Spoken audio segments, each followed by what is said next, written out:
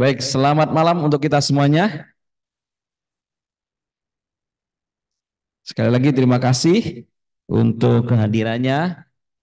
Kita senang kita bisa bersama-sama di tempat ini mempelajari firman Tuhan. Secara khusus ini persiapan untuk menambah bekal pengetahuan, menambah bekal kebenaran yang kita berikan atau saya berikan kepada Kak Theo khususnya dalam persiapan untuk hari Sabat nanti. Tema KKR sepanjang 3 hari ini adalah berjalan dalam kebenaran. Dan malam hari ini saya mengambil judul berjalan dalam penurutan. Nah, pada tanggal 11 Juli 1804, Wakil Presiden Amerika Serikat Aaron Burr ya menantang Alexander Hamilton untuk melakukan duel. Kedua pria itu telah lama terlibat persaingan sengit, baik secara politik maupun secara pribadi. Hamilton menerima tantangan itu. Kedua pria itu bertemu di Weehawken, New Jersey, di tepi sungai Hudson. Aaron Burr menembakkan sebutir peluru yang menembus hati dan tulang belakang saingannya. Setelah 30 jam menderita, Hamilton pun akhirnya mati. Yang cukup menarik dari pertandingan duel yang sudah dilarang di New York ini adalah bahkan para penantang pun, misalnya saya menantang, maka dua-duanya kena hukum. Dinyatakan sebagai pelanggar hukum juga. Padahal Alexander Hamilton ia sendiri atau ia juga terlibat di dalam membuat undang-undang tidak boleh adanya duel. Kalau dulu koboi, ya kan, biasanya duel satu lawan satu, berhadapan. Dan inilah yang dilakukan oleh Hamilton dan juga Alexander Burr ini. Mereka berdua ini sebenarnya politisi, tetapi bersaing ya. Alexander Hamilton sendiri turut berusaha untuk membuat larangan ini. Ia telah berdebat untuk itu. Ia membantu membuat itu menjadi peraturan. Namun hukum itu tidak menjadi satu prinsip yang cukup besar dalam hidupnya sendiri. Kenapa? Karena dikatakan begini bahwa mengetahui yang benar adalah satu hal, melakukannya itu adalah hal lain. Hukum yang diperjuangkan Alexander Hamilton bukanlah hukum yang diterapkan dalam kehidupannya sendiri. Apa perbedaan antara keyakinan dan tindakannya? Ini berlaku bagi banyak orang.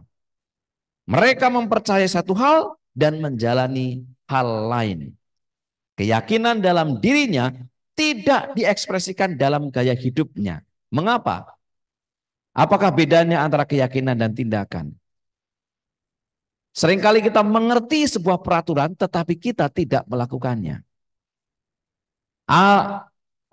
Alexander Hamilton dia membuat hukum itu, dia merancang hukum itu. Dia mengerti tentang hukum itu bahwa tidak boleh adanya duel. Kalau di sebelah mungkin tidak boleh carok misalnya ya. Tidak boleh duel, sudah nggak ada lagi. Semua harus diselesaikan di meja hukum. Pengadilan yang menentukan. Tapi ternyata karena ditantang duel dan emosi nggak bisa tahan, oke, kita duel. Dan akhirnya menurut cerita ini, peristiwa ini bahwa Hamilton meninggal. Perbedaannya antara mereka yang mengerti hukum dan menaatinya dan menurutinya atau mereka yang mengerti hukum tetapi melanggarnya menurut tulisan penubuat adalah ini. Dalam Counsel to Parent, Teachers, and Student halaman 222 dikatakan, kekuatan tabiat terdiri dari dua hal, kuasa kemauan dan kuasa pengendalian diri. Dan yang kedua, Anda bisa menjadikan diri Anda sendiri sesuai dengan yang Anda pilih. Testimoni jilid 2 halaman 565. Nah, Bapak Ibu yang dikasih Tuhan, seringkali kita mengerti akan pelajaran-pelajaran. Pelajaran Alkitab, pelajaran di sekolah, pelajaran budi pekerti, dan banyak hal. Sama seperti komentator di TV. Waduh, ini harusnya ditendang ke kanan ini. Kenapa dikasih ke kiri? Atau aduh harusnya ini dioper nih. Kenapa ditahan? Ya, komentator kan paling pintar. Tapi kalau menjalani bagaimana? Susah. Inilah yang terjadi kepada Hamilton itu. Dia merancangkan hukum. Dia ikut merumuskan tidak boleh ada main tembak-tembakan sendiri. Atau duel dengan tembak-tembakan. Tapi dia langgar. Dia mengerti itu, tapi dia gagal untuk melakukannya. Nah, Bapak Ibu yang dikasih Tuhan, Allah telah memberikan kita kuasa memilih. Allah tidak hanya akan memberikan kita kesan untuk membuat pilihan-pilihan yang benar, tetapi Ia memberi kita kuasa ketika kita memang membuat pilihan-pilihan yang benar. Dan Ia memelihara pilihan-pilihan itu. Inilah kebebasan yang diberikan kepada Allah. Allah memberikan peraturan, Allah menganjurkan, tapi kembali kepada kita, apakah kita ini mau menurut, apakah kita ini akan melakukannya, atau hanya sekedar mengerti, mengangguk-ngangguk. Oh iya, saya tahu itu. Saya tahu hukum itu. Saya tahu kebenaran itu. Tapi apakah cukup hanya tahu atau kita melakukannya? Semua itu pilihan. Allah mengajak kita untuk menaruh kemauan kita pada sisi yang benar. Apa sisi yang benar? Mengetahui dan melakukannya. Ketika kita melakukannya, Ia melakukan mujizat dalam hidup kita.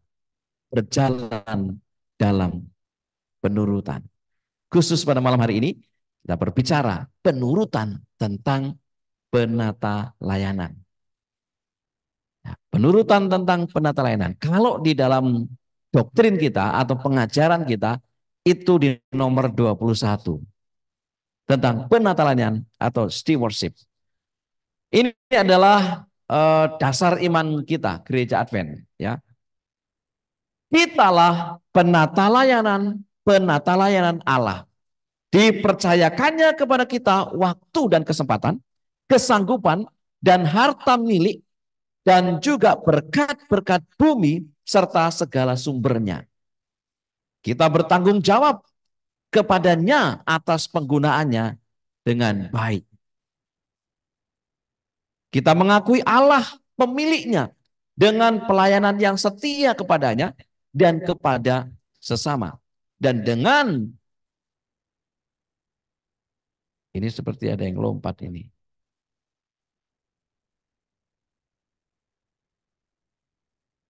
Enggak.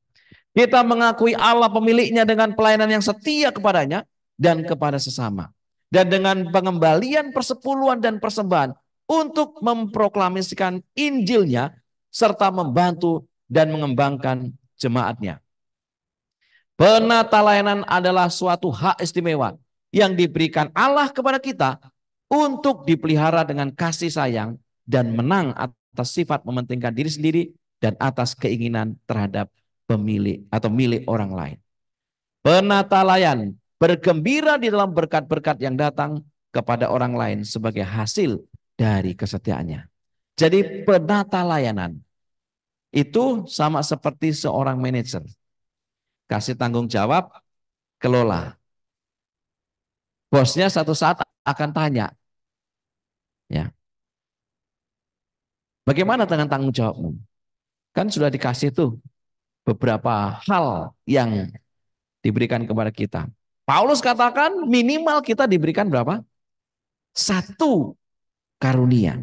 Minimal. Nah, kalau di dalam berikan satu karunia kemudian kita tidak menggunakannya, kita tidak bertanggung jawab, kita tidak menjadikan berkat dari karunia itu, sebenarnya kita gagal menjadi seorang penata layanan. Pertanyaan berikutnya adalah, apakah penata layanan itu Kepada orang Kristen, penata layanan berarti tanggung jawab manusia kepada dan penggunaannya daripadanya segala sesuatu yang dipercayakan Tuhan kepadanya. Jadi kita punya bertanggung jawab kepada Tuhan. Apa yang dipercayakan Tuhan kepada kita? Ini, hidup, tubuh, waktu, talenta, dan kemampuan, benda-benda yang dimiliki, kesempatan yang dimiliki untuk melayani orang lain, dan pengetahuannya mengenai kebenaran. Nah, saudara-saudara yang dikasihi Tuhan, kita mempunyai tanggung jawab di dalam hidup ini. Dengan tubuh kita, dengan waktu kita, dengan talenta dan kemampuan kita, dengan benda-benda yang kita miliki, dengan kesempatan yang kita miliki, dengan pengetahuan yang kita miliki, itu semua kita kelola. Dalam dimensi yang lebih besar, dikatakan penata layanan itu menyangkut hikmat dan penggunaan hidup yang tidak mementingkan diri sendiri. Poinnya di sana ya. Ya, di sini dikatakan menyangkut hikmat dan penggunaan hidup yang tidak mementingkan diri sendiri. Inilah konsep penata layanan. Bagaimana cara-cara mengakui kepemilikan Allah? Karena ada beberapa hal tadi yang diberikan tanggung jawab kepada kita. Saya mau bertanya kepada kita, apakah kita diberikan tubuh yang mati? Tidak. Apakah kita diberikan hidup tanpa ada makanan? Tidak. Ya. Lalu bagaimana cara-cara mengakui kepemilikan Allah? Yang pertama adalah penata layanan tubuh. Adalah merupakan suatu hak istimewa bagi orang Kristen untuk mengembangkan jasmani mereka. Begitu juga dengan kuasa pikiran. Supaya mempunyai kemampuan yang terbaik dan kesempatan-kesempatan yang paling baik. Dengan berbuat demikian, mereka mendatangkan kehormatan kepada Allah dan dapat memberikan bukti berkat yang lebih besar kepada sesama manusia. Jadi Tuhan berikan kepada kita tubuh. Dengan kata lain, tubuh ini bukan milik kita sendiri. Rasul Paulus seringkali memberikan satu penegasan bahwa tubuhmu telah dibeli, harganya telah lunas dibayar. Jadi jangan semena-mena dengan tubuh kita. Secara fisik lalu kita coret-coret ya kan, atau dalam bahasa orang sekarang kita tato misalnya. Secara fisik. Atau dengan kata lain kita juga merusak tubuh kita. Bagaimana caranya merusak tubuh kita? Dengan minum-minum, dengan menggunakan narkoba, dengan banyak hal. Dan itu artinya kita tidak mengembangkan jasmani kita, kuasa jasmani kita. Kita juga tidak menggunakan kuasa pikiran kita. Tapi sekali lagi Bapak Ibu, kasih Allah itu besar sekali. Semua itu adalah pilihan. Semua itu pilihan. Walaupun Tuhan sudah kasih kita tubuh, tapi kalau kita mau menggunakan semau saya, padahal konsep penatalan sekali lagi ini kan, hidup yang tidak mementingkan diri sendiri. Karena memang kita harus bertanggung jawabkan kepada Tuhan. Itu penata layanan. Tuhan sudah kasih tubuh kepada saya. Bagaimana saya menggunakannya? Tuhan sudah berikan pikiran kepada saya. Bagaimana saya menggunakannya? Nah ini semuanya harus kita pertanggungjawabkan Bapak Ibu. Tubuh. Setiap hari Rabu kita belajar kan dari buku pikiran, karakter, dan kepribadian. Setiap Vesper kita juga belajar bagaimana untuk mengelola tubuh ini dengan cara memakan makanan yang sehat, yang terbaik. Termasuk juga penggunaan pikiran. 70% orang sakit karena apa? Pikiran. 70% orang sakit karena pikiran. Yang kedua, penatalan kemampuan. Kemampuan rupanya juga pemberian Tuhan ya. Bukannya kemampuan itu hasil belajar saya. Ternyata enggak Bapak Ibu. Kemampuan itu juga pemberian Tuhan. Setiap talenta dapat digunakan untuk memuliakan orang yang memilikinya atau pemberi P besar. Yang sebenarnya kita harus berupaya mengusahakan pemberian Roh Kudus yang memberikan masing-masing kita perintah untuk melipat gandakan talenta ini. Dalam Matius pasal 25.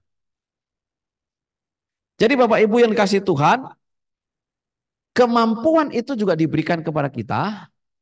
Lalu ada dua opsi saja sebenarnya. Apakah kita gunakan untuk memuji diri sendiri, untuk mengagungkan diri sendiri, atau kepada si pemberi karunia, si pemberi kemampuan, si pemberi intelektual, si pemberi pengetahuan.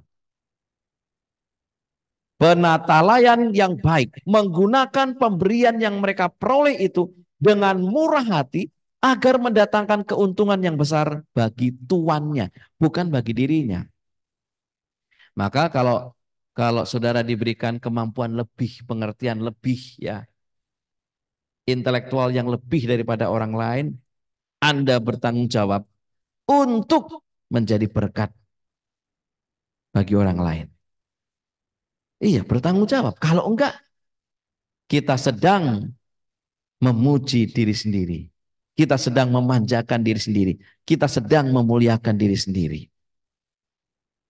Padahal tujuannya diberikan kemampuan adalah untuk menyembah Tuhan, memuliakan Tuhan. Caranya menjadi berkat. Makanya di Matius pasal 25 itu ada beberapa ilustrasi di sana. Ada gadis-gadis yang pintar, ada gadis-gadis yang bodoh. Kemudian orang-orang yang setia kepada Tuhan itu dilambangkan sebagai golongan domba. Orang-orang yang tidak setia kepada Tuhan itu dilambangkan sebagai golongan kambing dan seterusnya. Orang-orang yang menurut itu adalah mereka yang digolongkan sebagai orang-orang yang takut akan Tuhan dan seterusnya. Yang ketiga, penataan waktu. Nah, masing-masing kita diberikan waktu yang sama, Bapak Ibu. Berapa?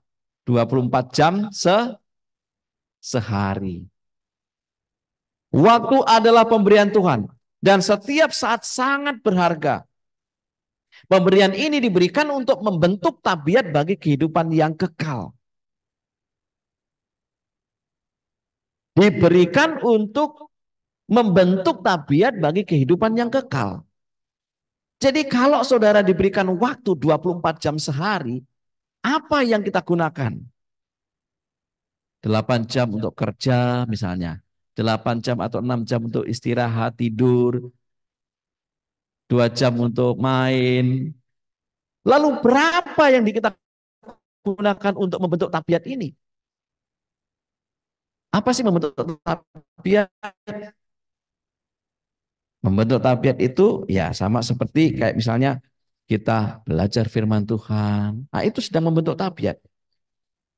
Nah, oleh sebab itu Bapak Ibu, kita punya tanggung jawab. Yang keempat adalah penatalayanan atas harta milik. Yang pertama tadi apa?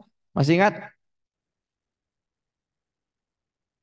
Yang pertama, tubuh. Yang kedua, kemampuan. Yang ketiga, waktu. Yang keempat, harta milik.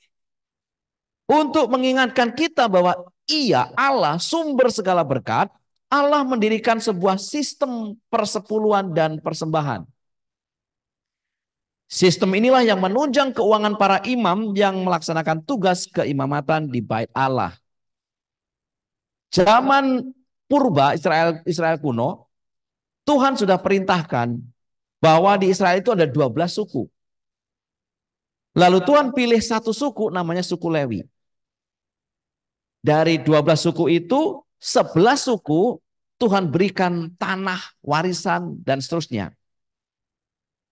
Lalu suku Lewi memang diberikan tanah tetapi bukan untuk dikelola.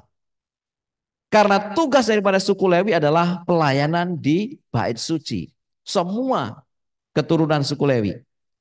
Ada yang jadi imam, ada yang imam yang tugasnya menyanyi, ada yang imam memang untuk tugasnya macam-macam. Tapi dari suku Lewi lah mereka melayani, bertugas.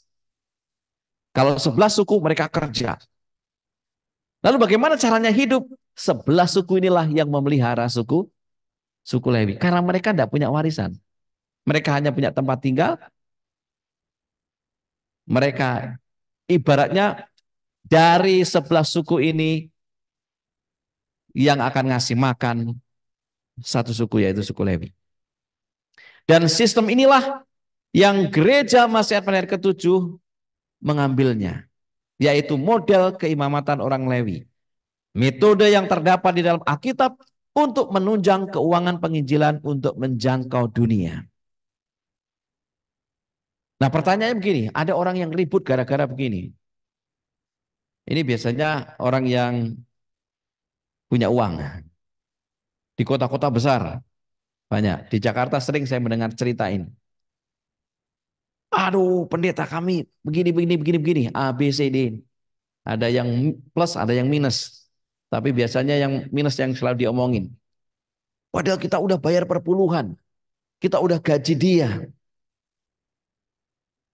Seakan-akan anggota itu yang menggaji siapa? Pendeta. Padahal sebenarnya tidak demikian Bapak Ibu. Tuhanlah yang menggaji pendeta. Saudara juga digaji sama Tuhan. Bedanya adalah saudara diberikan kemampuan di bidang saudara, saya diberikan kemampuan untuk bidang saya. Dan sebagaimana firman Tuhan, seperti keimamatan zaman dahulu, maka apa yang telah menjadi tanggung jawab saya adalah membimbing, membina, memberikan makanan rohani bagi saudara. Tetapi karena saya tidak ada usaha yang lain, maka saudara akan memberikan jaminan itu kepada saya. Dengan demikian, penata layanan harta milik itu dibagi menjadi dua. Yang pertama yang disebut dengan persepuluhan. Kitab suci mengatakan kepada kita bahwa persepuluhan dikuduskan bagi Tuhan. Melambangkan kepemilikan Tuhan atas segala sesuatu. Imamat pasal 27 ayat 30 dan 32. Jadi persepuluhan itu saudara, itu kudus. Dan itu yang namanya kudus memang hanya untuk Tuhan. Persepuluhan itu haruslah dikembalikan kepadanya sebagai pemilik. Yang milik, yang mempunyai semua kita ini, harta kita ini adalah Tuhan. Maka tugas kita adalah mengembalikan. Lalu berapa persen pengembaliannya? Nah, 10%.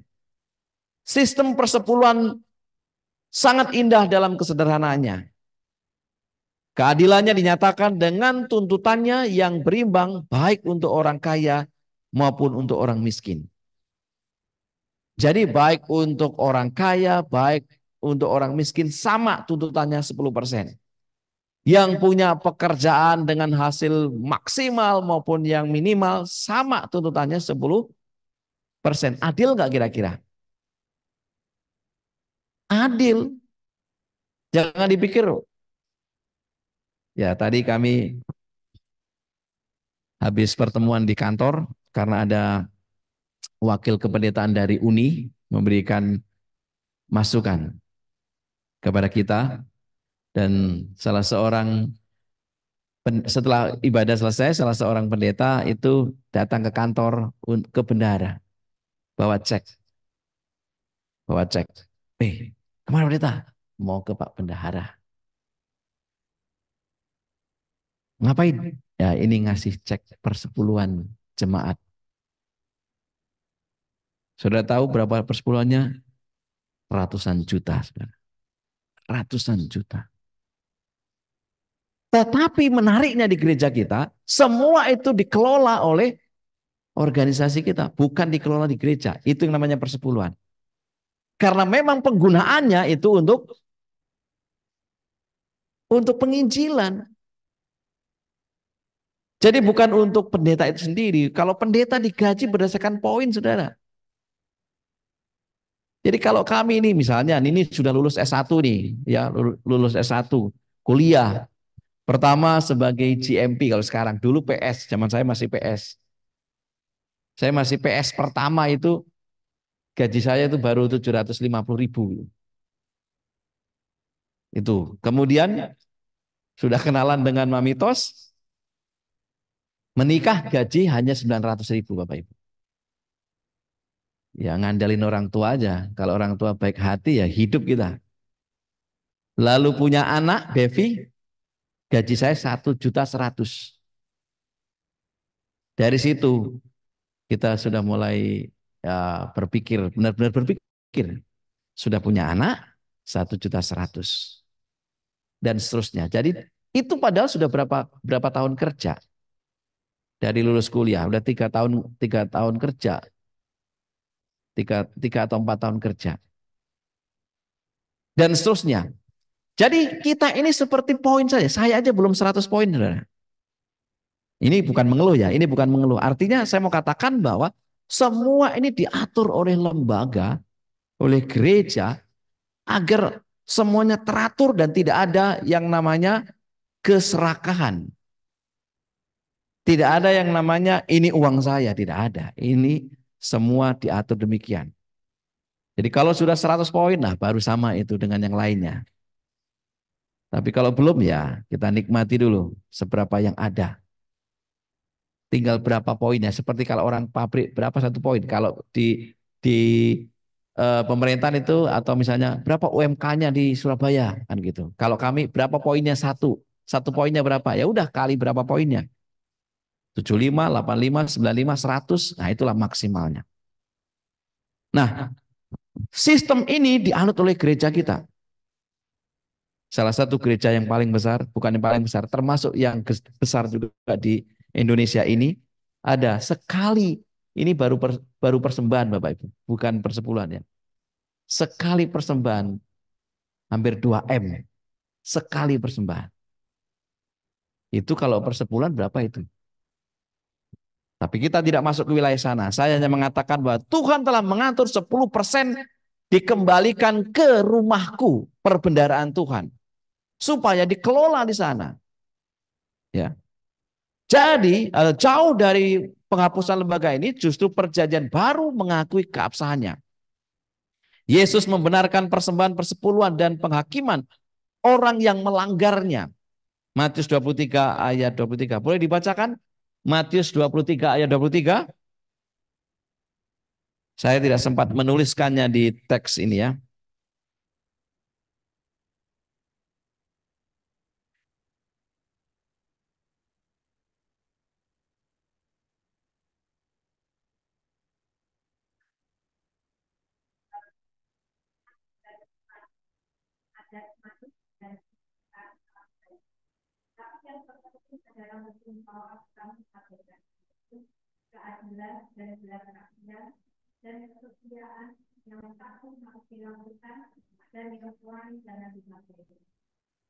Ya,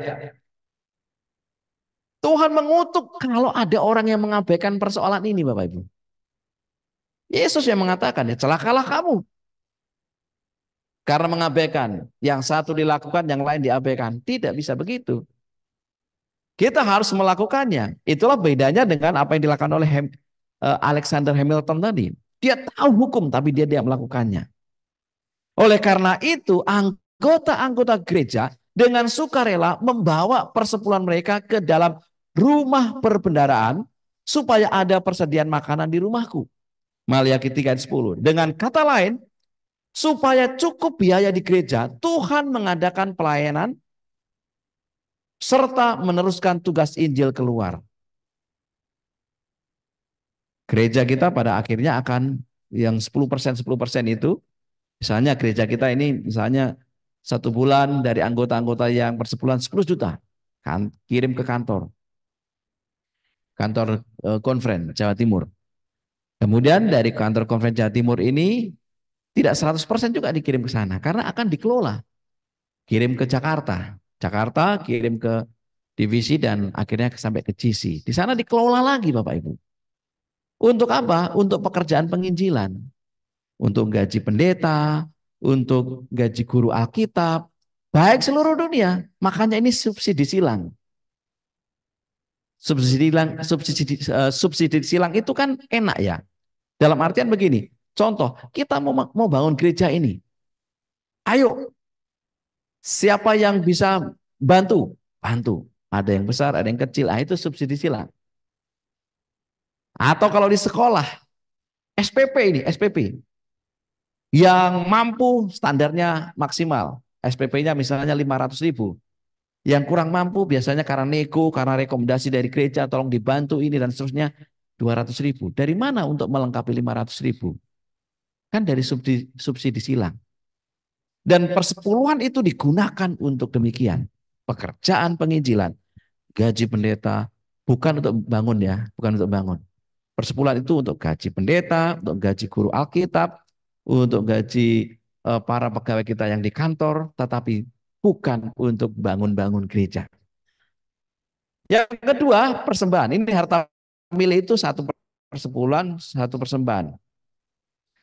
Orang-orang Kristen yang tahu berterima kasih tidak membatasi bagian mereka membantu gereja hanya dengan persepuluhan saja. Mezbah persembahan bangsa Israel yang kemudian dikenal dengan bait Allah dibangun dari pemberian sukarela, persembahan yang diberikan dengan hati yang rela.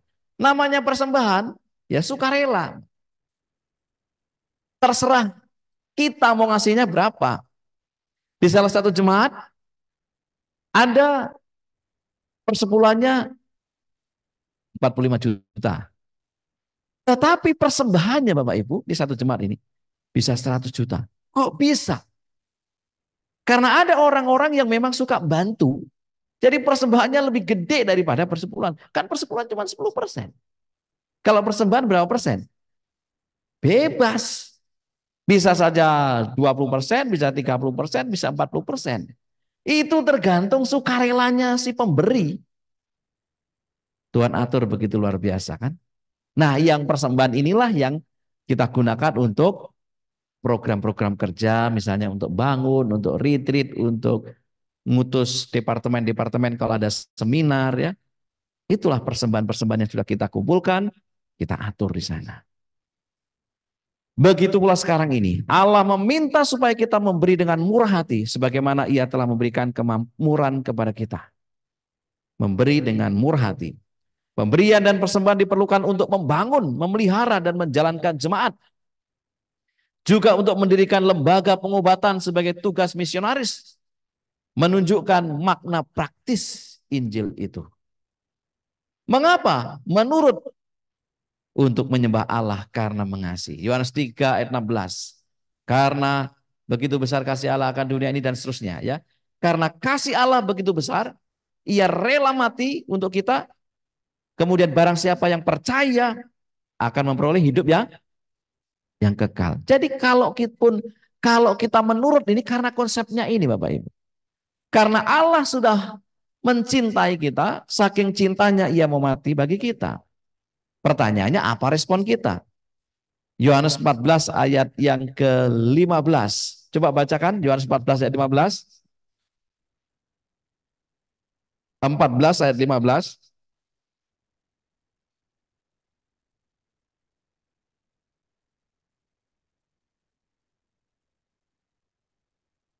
Jikalau kamu mengasihi aku, kamu akan menuruti segala. Kenapa sekarang orang sulit untuk menurut? Karena kadar kasihnya masih. Iya. Sekarang kalau saya langsung to the point. Kenapa kita belum memberikan atau mengembalikan persepuluhan? Kenapa kira-kira? Karena saya nggak punya uang. Betul? Tidak.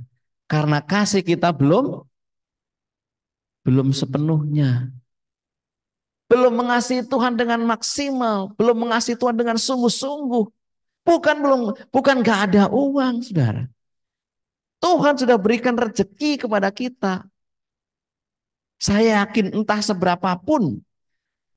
Masalahnya kadang-kadang karena saya masih setengah hati. Karena semua milik Tuhan, maka kita punya tanggung jawab. Pertama, mengelola. Kedua, mengembalikan milik Tuhan sesuai perintahnya. Yang pertama, kita harus bersyukur kepada Tuhan. Yang kedua, kita harus memuliakan Tuhan. Muliakan Tuhan dengan hartamu, Amsal 3 ayat yang ke-9. Mazmur 112 ayat 1 sampai dengan 3. Berbahagialah orang yang takut akan Tuhan, yang sangat suka kepada segala perintahnya. Anak cucunya akan perkasa di bumi, dan akan diberkati harta dan kekayaannya ada dalam rumahnya. Lihat, ya, harta dan kekayaan akan ada di dalam rumahnya. Orang yang takut akan Tuhan. Orang yang kalau perintahnya berikan 10%, kita 10%. Orang yang kalau persembahan itu adalah sukarela, ya, berikanlah yang terbaik. Maka harta dan kekayaan ada dalam rumahnya. Artinya, orang yang memuliakan Tuhan dengan hartanya tidak pernah akan berkekurangan, Bapak Ibu. Tidak pernah akan berkekurangan. Walaupun mungkin kita pernah ditipu, kemudian kita bangkrut, susah, tapi tidak akan pernah kita kekurangan. Kuncinya kita takut akan Tuhan. Ya, apakah kita percaya dengan firman ini? Ya, itu tergantung respon kita juga. Tetapi Amsal 11 ayat 1, pada hari kemurkaan harta tidak berguna. Kalau kita nyimpen harta terus, Bapak Ibu, ini untuk tabungan saya, ini untuk anak-anak saya, ini untuk perkuliahan saya, ini untuk cicilan mobil saya, cicilan rumah saya, ini untuk deposito saya, dan seterusnya. Pada hari penghakiman nanti, waktu kedatangan Yesus, harta nggak berguna. Makanya dikatakan dalam Matius 6 ayat 19, jangan mengumpulkan harta di bumi.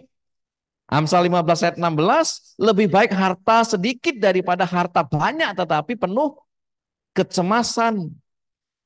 Sefanya 1:13, karena ada waktu harta mereka akan dirampas, rumah-rumah akan sepi. Matius 6 ayat 21, tidak akan fokus kepada kebenaran, firman, atau surga. Karena di mana hartamu berada, di situ juga hatimu berada. Dan yang ketiga, penataan harta milik adalah prinsip yang masih tetap berlaku. Sampai sekarang, konsep penatalanan, persepuluhan, persembahan, itu masih berlaku, Bapak Ibu. Yang keempat, penatalan atas harta milik adalah tidak setia dalam persepuluhan dan persembahan. Apabila orang Islam menggunakan persepuluhan dan persembahan untuk kepentingan diri sendiri, Allah mengamarkan mereka bahwa hal itu sama dengan pencuri dan menyiratkan dan menyifatkan kurangnya keberuntungan mereka karena mereka kurang setia dalam soal keuangan. Maliaki 3 ayat 8 dan 9 yang sering kita baca pada waktu persepuluhan. Ketidaksetiaan kita, Tuhan katakan, kamu pencuri. Kelihatannya ke gereja pakai dasi, ya kan? Lalu parfumnya wangi. Tapi rupa-rupanya kalau kita nggak setia dalam persepuluhan dan persembahan, kita dibilang pencuri. Mungkin kita nggak akan dituduh-tuduh, kamu pencuri, kamu pencuri, kamu pencuri. Enggak. Tuhan tahu, Bapak Ibu. Demikian juga bagi saya. Bagi keluarga saya, kalau kami nggak setia, Tuhan katakan pencuri kami. Yang terakhir yaitu penatalanan bumi. Rupanya bumi juga penatalanan, ya. Kitalah penatalanan dunia ini, dan kita harus melakukan segala sesuatu, segalanya untuk mempertahankan hidup pada segala tingkat dengan memelihara keseimbangan ekologi secara utuh. Pada waktu kedatangan yang kedua kali, Kristus akan membinasakan barang siapa yang membinasakan bumi. Wahyu 11 ayat 18. Maksudnya adalah penataran bumi ini adalah kita juga harus menjadi seorang yang bersih, lingkungannya dijaga dengan rapi. Jangan sembrono dengan lingkungan kita. Makanya dikatakan penataran bumi. Kita dituntut akan tanggung jawab itu. Penatelanan yang baik ialah penatelanan yang tidak mementingkan diri. Kristus sebagai penatelanan. Lalu apa berkat-berkat penatelanan? Yang pertama ada berkat pribadi. Salah satu alasan Tuhan meminta kita supaya terus mengabdikan seluruh hidup kita kepadanya, waktu, kemampuan tubuh, dan harta milik kita, untuk menguatkan pertumbuhan rohani kita sendiri, dan untuk mengembangkan tabiat. Penatlainan menuntut perkembangan tabiat ekonomis dan efisien, melatih kita tidak akan menggunakan apapun untuk mementingkan atau memuliakan diri sendiri. Ada juga berkat untuk orang lain. Penatlainan yang sejati ialah penatlainan yang memberkati semua orang yang berhubungan dengan kita. Jadi kita dapat berkat karena itu akan melatih tabiat kita. Kemudian kita juga akan memberkati orang lain. Dan yang ketiga, berkat bagi gereja. Seorang yang setia kepada penatlainan, dirinya diberkati, orang lain diberkati, gereja juga akan diberkati. Itulah konsep penatlainan. Dan kita akan lanjutkan seri pembahasan rohani kita besok, berjalan dalam kebenaran, dengan judul berjalan dalam duka cita. Tuhan memberkati kita semuanya.